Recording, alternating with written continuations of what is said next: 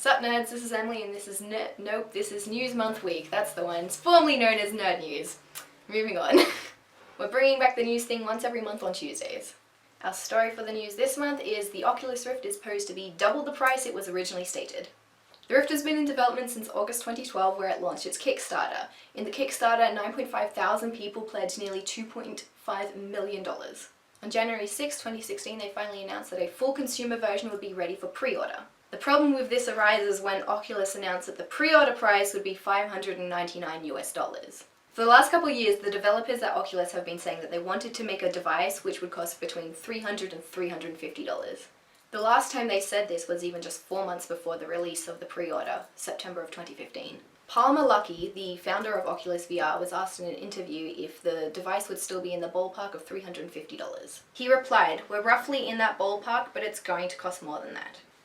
People's issue is that $600 isn't in the ballpark of $350. In a recent Reddit AMA, Luckey said that he regretted ever stating an estimated price. The reaction from the people who backed Oculus as well as the public just generally interested in VR have rightfully been pretty annoyed. Oculus has also said on their Kickstarter page that as a small token of our appreciation for your support, all Kickstarter backers who pledge for a Rift development kit will also get a free Kickstarter edition of the Oculus Rift. This led people to speculate that the high price was because they were making up for lost profit. This, of course, is just absurd speculation with zero grounding in proof. It's definitely not unreasonable for people to be upset about the price change though. Obviously, the best thing that Oculus could have done was never to announce a ballpark price range in the first place. Had the Rift simply been announced at a $600 price range without any estimated price beforehand, nobody would be up in a tizzy. Buying into new technology is always going to be expensive. Look at any phone or laptop these days, and on top of that, the Oculus Rift is a brand new form of technology. Of course it's going to be expensive. The people who are particularly enthusiastic about VR are really upset about this because they feel that the high price range will stop everyday consumers buying into the product, and because of that, companies won't develop software for it. In conclusion, Oculus screwed up in the PR department. The price of the Rift is not, however, unreasonable, and we won't be able to judge the future of VR until at least a few years have passed. Now on to the nerdy equivalent of the weather section, where we announce the upcoming games of this month. Not entirely like the weather, but whatever. American Truck Simulator, which is obviously another in the many simulator games, which is releasing on Windows PC, Mac and Linux. Dry, or Dry, not particularly sure how to pronounce that one, is a really cool looking co-op puzzle game which is going to be released on Windows PC, iOS and Android devices. XCOM 2, which is of course the sequel to XCOM Enemy Unknown, which is a turn-based tactical RTS, is going to be released on PC, Mac and Linux. Not a Hero, which is a 2D tactical shooter, is releasing on PS4. Assassin's Creed Chronicles Russia, which is a 2.5D platformer in the vein of Assassin's Creed games, is on PC, Xbox One and PS4. Give me a second, the sun's come out, so I'm just going to turn that a little bit. Right. Okay. How appropriately, Dying Light. Dying Light, the following DLC for PC, Xbox One and PS4 is coming out, which is obviously DLC. I don't think I need to say that. Lovers in a Dangerous Space-Time is a colourful co-op action game, which is going to be on the PS4. Unraveled is a cutesy platformer, which was recently seen at E3. If you have not seen the video where the developer comes out on stage, you should, because it's the most adorable thing ever. That's being released on PC, Xbox One and PS4. Layers of Fear is releasing on PC, Xbox One and PS4, and it's pretty much just the answer to PT being taken down on the PlayStation Store, because that was what happened. So good though. Street Fighter V is the next sequel in the line of Street Fighter games, coming to PC and PS4. The Escapist: The Walking Dead is a DLC in The Escapist themed around, you guessed it, The Walking Dead. It's a puzzle game where you escape from prison. It's releasing on the PS4. Far Cry Primal is the next sequel, sort of, to the Far Cry series. It's Far Cry, but where you're a caveman. It's releasing on Xbox One and PS4.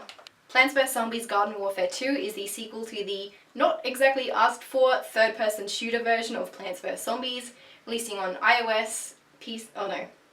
releasing on PC, Xbox One and PS4. Danganronpa Trigger Happy Havoc is the original in a series of murder mystery games originally from Japan. It's coming out on PC. The Walking Dead Michonne is a mini-series from the Walking Dead series. It's releasing on PC, Xbox 360, Xbox One, PS3, PS4, iOS, and Android. So basically everything. My particularly most wanted game for this month is Firewatch. It's a narratively driven first-person adventure game coming to PC, Mac, Linux, and PS4. So not Xbox, so Not I can't Xbox. play Why?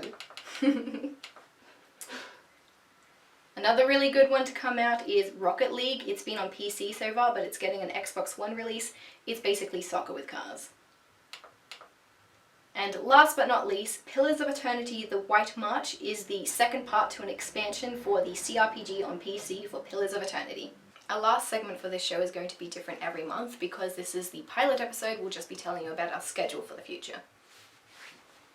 On Mondays we'll have our usual continuous narrative gameplay, so that's Fallout 4 at the moment. Tuesdays is the confusing one. We have 4 shows every month. The first show of the month is news, so this show. The second one will be just regular gameplay, whatever we feel like playing.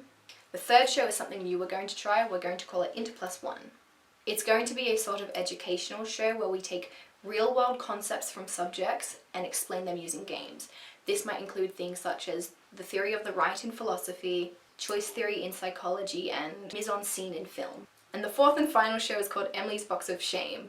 That's me! Where basically me and a couple other people are going to go through my absolutely horrendous pile of games I have not only never finished, but never played, thanks to Steam summer sales and the Humble Bundle. On Wednesdays we'll have a show called Black Magic Props and Makeup with a guy called James Tart. If you've seen our Facebook or Instagram lately, you might have seen that we've been doing a few films with special effects makeup in it.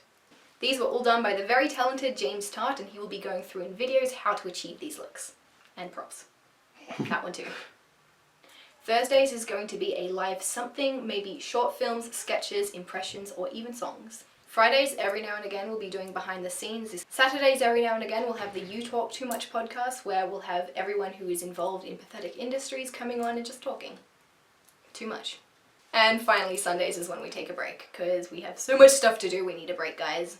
That's all we have for News Month Week, News Week Month, Nerd News, whatever it's going to be called. I've been Emily, thanks for watching. Now run! Run! That's a hard fall. If you liked this video, click here somewhere for more, and please subscribe.